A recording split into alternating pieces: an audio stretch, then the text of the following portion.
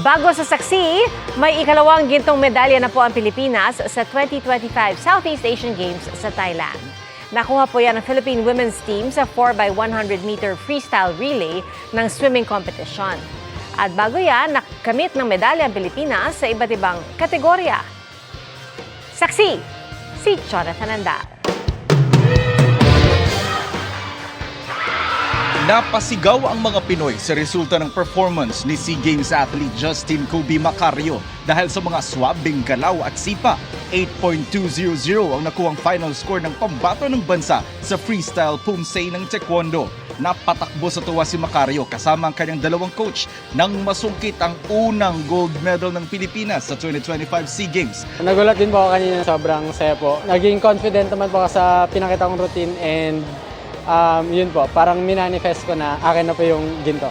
Bagaman ikatlong SEA Games na ito ng 23 anyos na si Macario, first time niyang sumali sa individual category dahil lagi siyang sa team event ng taekwondo. 300,000 pesos ang cash incentive na naghihintay para kay Macario. Sigurado yan. Meron pandagdag yan.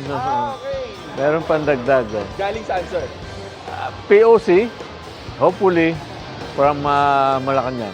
Unang silver medal naman ng bansa ang nasungkit ng trio ng taekwondo na sina Rodolfo Reyes, King Nash Alcairo at Ian Corton ng men's recognized pumsay.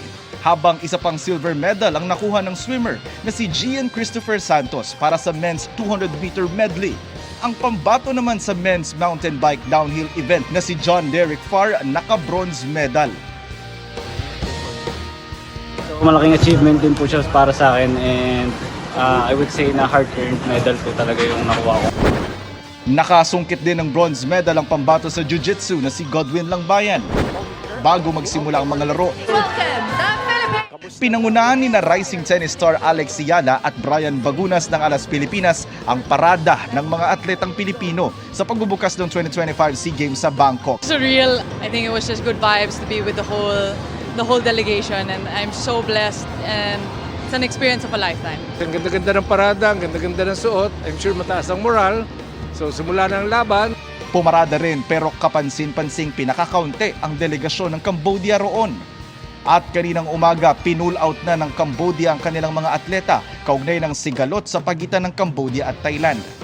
Sa sulat na ipinadala ng hepe ng National Olympic Committee ng Cambodia, sinabi niya sa Southeast Asian Games Federation na iuuwi na nila ang lahat ng kanilang atleta dahil sa seryosong pagkabahala at sa hiling na rin ng pamilya ng mga atleta. Ayon naman sa Philippine Sports Commission, walang dapat ikabahala ang mga atleta nating kalahok ng SEA Games. I don't think we should be scared and I don't think we should think about it. Ang isipin natin kung paano makakuha ng medalya, paano mag-enjoy dito sa Southeast Asian Games. Sa pinakahuling tala, meron ng isang gold, 2 silver at 9 na bronze medals ang Pilipinas.